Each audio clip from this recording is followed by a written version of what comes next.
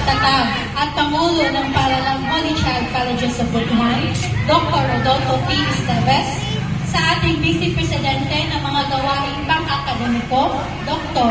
Filomeno A. Gargar, sa ating mabait na punong guro, Dr. Loleta P. Maragañas, Doc, sa ating mga kapwa-guro, mga mag-aaral, mga magulang, mga bisita, magandang umaga sa ating lahat.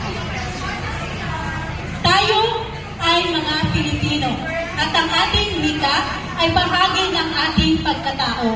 Hayaan natin ang wikang Pilipino ay laging umiral sa ating puso at isipan na nagbibigay sa atin ng pagkakakilanlan at pagkakilala sa ating sariling kultura.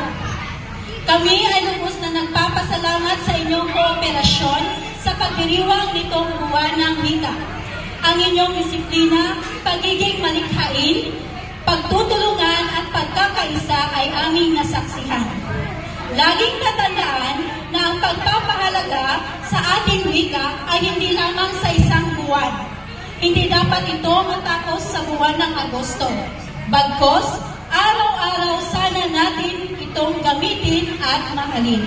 Yun lamang po at maraming salamat.